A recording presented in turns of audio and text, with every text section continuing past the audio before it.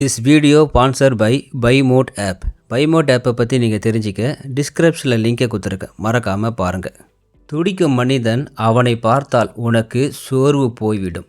அவன் விழுந்தாலும் எழுவான், தோற்றாலும் தொடருவான், ஏனெனில் அவன் துடிக்கிறான். இந்த உலகம் துடிக்காத மனிதனை மறந்துவிடும், ஆனால் துடிக்கும் மனிதனை திரும்பி பார்க்கும்.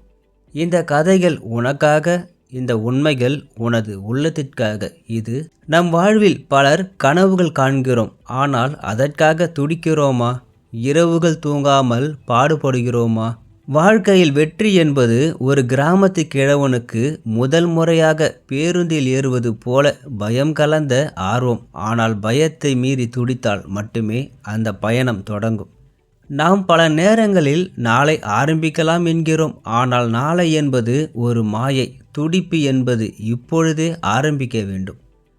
ஒரு முறை விழுந்தால் மற்றவர்கள் சிரிப்பார்கள், ஆனால் 10 முறை எழுந்தால் உலகமே கைத்தட்டும். துடிக்கும் மனிதன் தோல்வியை வெற்றி போல ஏற்கிறான். துடிக்கும் மனிதன் மற்றவர்களிடம் புகழ் தேடுவதை விரும்புவதில்லை. அவனுக்குள் ஒரு இரகசியம் இருக்கிறது, அது அவனது ஒவ்வொரு நாளும் உழைக்கும் திறன்.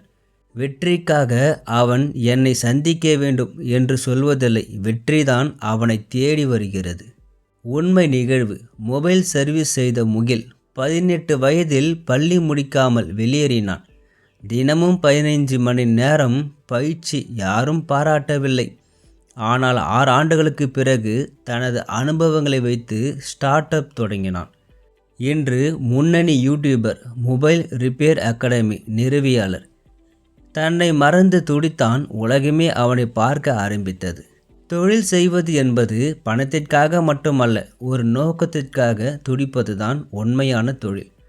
துடிக்கும் மனிதன் பணத்தையும் நோக்கத்தையும் சமமாக பார்க்கிறான். வயது என்பது ஒரு எண்ணிக்கை. நம் உள்ளத்தில் துடிப்பு இருந்தால் 60 வயதில் கூட புதியதாய் ஆரம்பிக்கலாம். பலர் துடிக்க ஆரம்பிக்கிறார்கள், ஆனால் குறிப்பு தெரியாமல் திசை இழக்கிறார்கள். துடிப்புக்கு வழிகாட்டும் ஒளி தேவை, அது நோக்கம். பலர் துடிக்க ஆரம்பிக்கிறார்கள், ஆனால் குறிப்பு தெரியாமல் திசை இழக்கிறார்கள். துடிப்புக்கு வழிகாட்டும் ஒளி தேவை, அது நோக்கம். நாம் யாருடன் இருக்கிறோம் என்பதுதான் நம்மை துடிக்க வைக்கும் முக்கிய பங்குகளை வகிக்கிறது. துடிக்க வேண்டும் என்றால் தன்னம்பிக்கையுடன் இருப்பவர்கள் கூடவே இருக்க வேண்டும். துடிப்பு ஒற்றை முயற்சி அல்ல, சில சமயங்களில் சுற்றத்துடன் கிடைக்கும் சக்தி. ஒரே ஒரு மனிதன் துடிப்புடன் இருந்தால் ஒரு கிராமம் மாறலாம், ஒரு சமூகமும் மாறலாம், ஒரு தலைமுறையும் உயரலாம். இப்பொழுதும் துடிக்கும் மனிதன் உலகத்தை மாற்றிக்கொண்டே இருக்கிறான். இப்பொழுது நீயும் ஒரே ஒரு கேள்வி கேட்டுக்கொள்ள வேண்டும். நான் என் வாழ்நாளில் துடிக்கிறேனா? நான் விழும்போது எழுகிறேனா? நான் தினமும் ஒரு சமகாலத்தில் வாழ்கிறேனா? இல்லை என்றால் இன்று துவங்கு. துடிக்க ஆரம்பித்தால் வெற்றியின் கதவுகள் தானாக திறக்கும். நீயும் துடிக்க ஆரம்பி, வெற்றி உன்னை தேடி வரும் நாள் வரும். நினைவில் வைத்துக்கொள், நீ துடிக்கும் மனிதன். துவங்காமைத்தான் தோல்விக்கான முதல் அடிகள். நாம் எல்லோரும் கனவுகள் காண்கிறோம், ஆனால் அவற்றை பின்பற்றுவதே மறந்துவிடுகிறோம். இந்த கதைகள், இந்த உண்மைகள் உன் உள்ளத்தில் உற்சாகமூற்ற தயார். ஒரு சிறுவன் கைவிரலால் ஓவியம் வரைந்தான், ஆனால் ஓவிய பேப்பர் கிடைக்கவில்லை என்பதற்காக ஓவியத்தை விட்டான். காரணம், அவன் துவங்கவில்லை. ஒரு சிறுமி பாடப்போட்டியில் பங்கேற்க ஆசைப்பட்டாள், ஆனால் நான் தவறிப்போவேன் என பயந்தாள். காரணம், அவள் துவங்கவில்லை. இப்படி நாளுக்கு 4000 கனவுகள் துவங்காமல் அழிகின்றன. துவங்கினால் மட்டும் போதும். அதே நாள் உன் தோல்வியின் முடிவும் உன் வெற்றியின் தொடக்கமும். நாளை ஆரம்பிக்கலாம், இதுதான் அதிகம் உபயோகிக்கப்படும் பொய். நாளை என்பது ஒரு மாயை, இன்றுதான் உண்மை, இப்பொழுதுதான் உண்மையான வாய்ப்பு.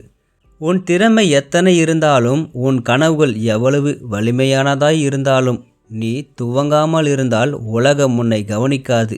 வெற்றியாளர்கள் யார் தெரியுமா? துவங்கி தவறியவனும் தொடர்ந்தவனும். நீ யாரும் இல்லை என்றாலும் பரவாயில்லை, துவங்கி பயணத்தை தொடங்கு. அந்த பயணமே உன்னை உன்னாக மாற்றும். பயந்து நிற்பது இயற்கை, ஆனால் பயம் காரணமாக துவங்காமல் நிற்பது தோல்விக்கான விதை. துவங்கியவனுக்கு வேகம் முக்கியமல்ல, தொடர்வதுதான் முக்கியம். சிலர் விரைந்து சென்று முடிக்கிறார்கள், சிலர் மெதுவாக சென்றாலும் முடித்து விடுகிறார்கள். மழை வந்தாலும் சூரியன் வரும் வரை நான் நின்றுவிட மாட்டேன். நத்தை ஒரு நாள் ஆர்வமாய் புறப்பட்டால் தன்னம்பிக்கையின் அடையாளம். மெதுவாக சென்றாலும் வெற்றியடைய முடியும். வேகம் இல்லையா, கவலை இல்லை. ஆனால் துவக்கமும் இல்லை என்றால் அதைவிட பெரிய தோல்வி எதுவும் இல்லை. துவங்குபவரின் மனது, தூங்காமல் வாழ்ந்தோரின் வருத்தங்கள். துவங்கி தோற்றவர்களின் வெற்றி பயணம். துவங்கும் குழந்தையின் வாழ்க்கை மாற்றம். நேரத்தையும் முன்னேற்றத்தையும் இணைக்கும் துவக்கம். கடின உழைப்பு உன்னை வழிநடத்தும். புத்திசாலி உழைப்பு உன்னை வெற்றிக்குள் அழைத்து செல்லும். போதுமான அறிவுடன் சிறிது உழைப்பே போதும் வெற்றியை கைப்பற்ற. தலை சுழற்றும் உழைப்பு இல்லாமல் தலைமுடி சாயும் உழைப்பால் வெற்றி எட்ட முடியாது. புத்தியுடன் உழைத்தால் நேரம், உழைப்பு, வாழ்க்கை அனைத்தும் லாபம்தான். காலம் உழைக்கும் ஒருவருக்கு கிடைக்கும். ஆனால் புத்திசாலி உழைப்பாளி அதையே வழிமாற்றம் செய்து வெற்றியை வெல்ல வைக்கும். வீணாக உழைக்காதே, வினையாக யோசி. அதுவே புத்திசாலி உழைப்பு.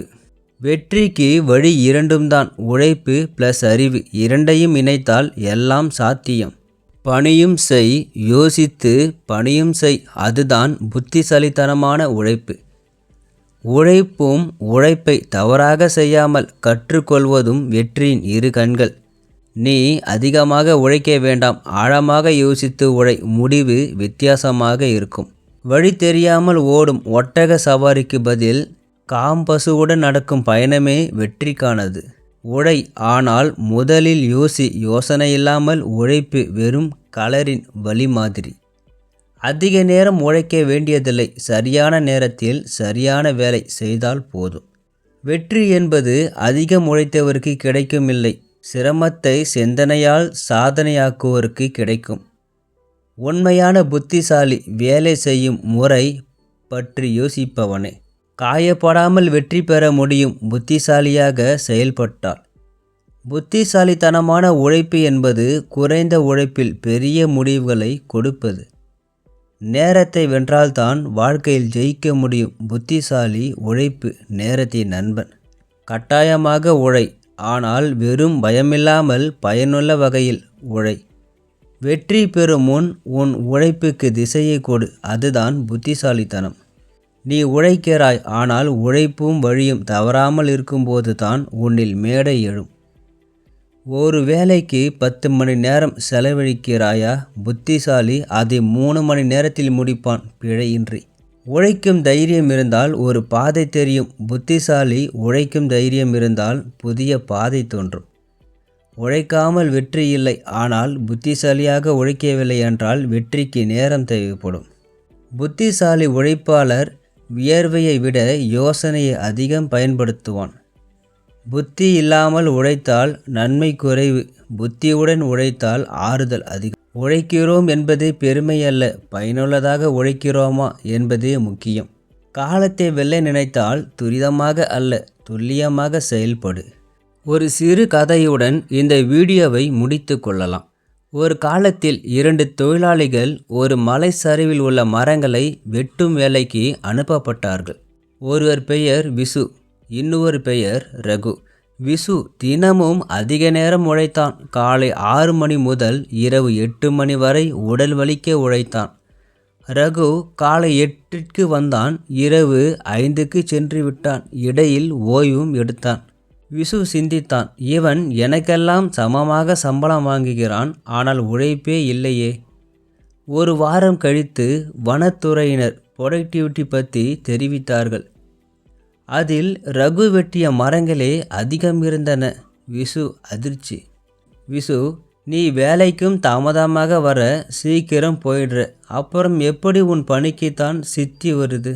ரகு, நான் ஒவ்வொரு மணி நேரத்திற்கும் என் கோடாலி எசமானாகிறேன்.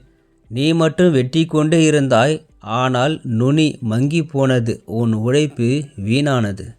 கடின உழைப்பு தேவையானது, ஆனால் அதைவிட முக்கியம் புத்திசாலித்தனமான உழைப்பு. உன் கருவிகளை செம்மையாக்கு, அதுவே உன் வெற்றிக்கு வழிகாட்டும். உழை, யோசி, வென்று வாழ். இந்த கதை உங்களை தொட்டதா? கமெண்டில் எழுதி தெரியப்படுத்துங்க. இந்த வீடியோ உங்களுக்கு பிடிச்சிருந்தா மறக்காமல் என்னோடய சேனல் லைக் பண்ணுங்கள், ஷேர் பண்ணுங்கள், சப்ஸ்கிரைப் பண்ணுங்கள். நன்றி, வணக்கம்.